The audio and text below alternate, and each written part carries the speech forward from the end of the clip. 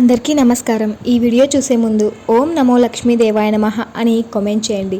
హిందూ ధర్మంలో ప్రతి మాసానికి ఒక ప్రత్యేకత ఉంటుంది. అలాగే శ్రావణ మాసంలో మహిళలు భక్తి శ్రద్ధలతో పూజలు వ్రతాలు చేస్తారు. శ్రావణ మాసం అంటే ఒక్క వరలక్ష్మీదేవి వ్రతం చేస్తే చాలు అని చాలామంది మహిళలు అనుకుంటారు. కానీ లక్ష్మీదేవితో పాటు మరో ఇద్దరి అమ్మవార్లను కొలిస్తే సకల సౌభాగ్యాలు కలుగుతాయని ప్రధాన అర్చకులు అంటున్నారు. ఈ శ్రావణ మాసంలో లక్ష్మి, గౌరి, సరస్వతి అమ్మవార్లను పూజించాలి అని అంటున్నారు.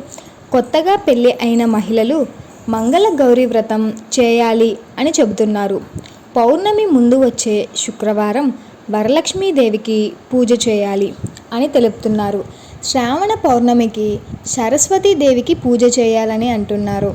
ఇలా ముగ్గురు అమ్మవార్లకి పూజ చేస్తే నిండు నూరేళ్ళు సంతోషంగా ఉండి మంచి విద్యాబుద్ధులు, మంచి ఐశ్వర్యం కలుగుతుందని అన్నారు.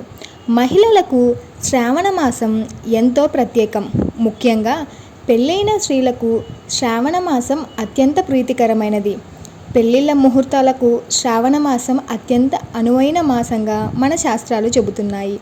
అందుకే శ్రావణ మాసంలో వివాహాలు ఎక్కువగా జరుగుతుంటాయి. మాసంలో వివాహం చేసుకున్న జంటకు ఆ శ్రీ మహావిష్ణువు, లక్ష్మీదేవి అనుగ్రహం కలకాలం ఉంటుందని ఒక విశ్వాసం. అంతేకాకుండా ఈ మాసంలో ఎవరైతే శ్రావణ మాసంలో మంగళగౌరి వ్రతం మరియు లక్ష్మీ వ్రతాలు చేస్తారో వారి సౌభాగ్యం మరింత బలంగా మారి చిరకాలం మీరు పసుపు కుంకుమలతో చల్లగా ఉంటారని వేదశాస్త్రాలు చెబుతున్నాయి. అందుకే ఈ శ్రావణ మాసంలో వివాహమైన మహిళలు తమ సౌభాగ్యం కోసం మంగళగౌరి వ్రతం మరియు వరలక్ష్మి వ్రతాలు ఎంతో నిష్టగా భక్తి శ్రద్ధలతో చేస్తుంటారు.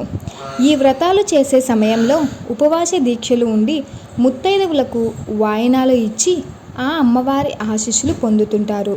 శ్రావణ మాసం మొదలైన 2వ శుక్రవారం వరలక్ష్మి వ్రతం చేసుకోవడం ఆనవాయితీగా వస్తుంది. తర్వాత శ్రావణ పౌర్ణమికి సరస్వతీదేవి వ్రతం చేస్తే చాలా మంచిది అని పెద్దలు చెబుతున్నారు.